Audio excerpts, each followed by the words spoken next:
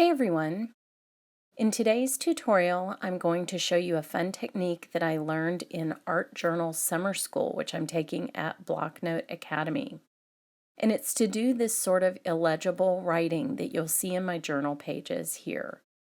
It's such a fun way to have sort of a secret diary and document in your art what's happening, what you're thinking, without anyone really being able to read it. And so I'm incorporating that into this week's Mixability Challenge at Splitco Stampers, and I'm doing illegible writing on a card. I'm starting with just a panel of white cardstock that I have in my Mini Misti, and I'm inking up the bridge image from the Wherever You Go stamp set from Stampin' Up!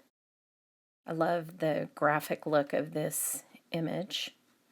And I'm using India ink. Just a waterproof ink. Any waterproof ink will work. And I'm going to go ahead and overstamp it so it's a nice deep dark black.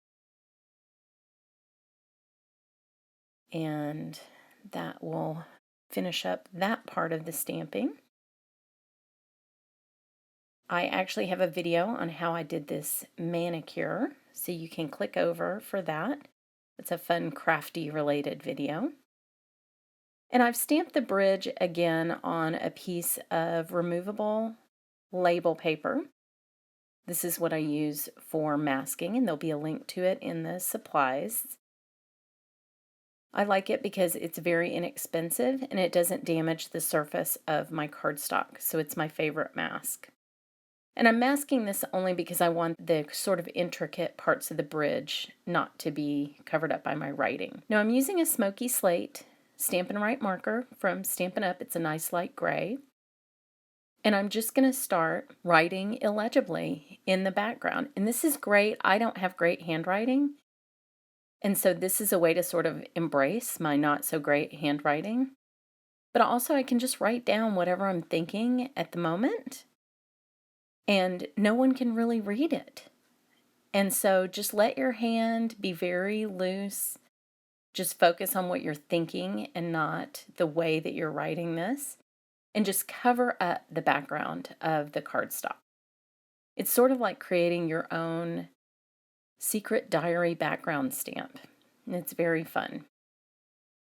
So then I'll pull this off, and you can see on those supports on the bridge, I just didn't want words in there to mess with those vertical lines. Now I'm using my Clarity Stamp stencil brush to apply some crushed curry ink to the background.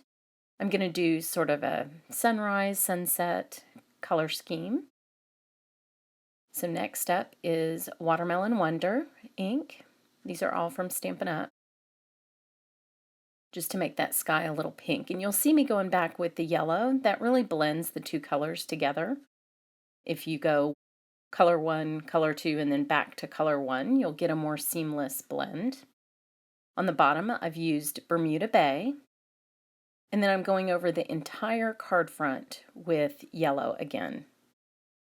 Now I have a little bit of white pigment re-inker. This is Whisper White pigment ink from Stampin' Up! And an aqua painter. And I'll just squeeze out a few drops of water from my aqua painter. And mix that up until it's a good consistency for splattering.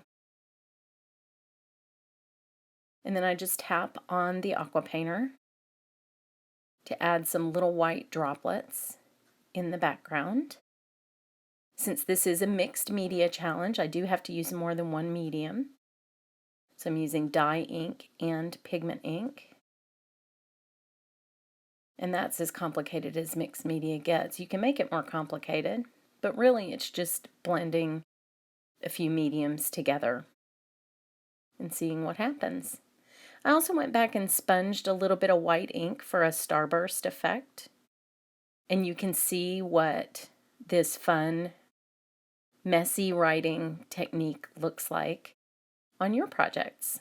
Hope you join us for the challenge. Thanks so much for watching.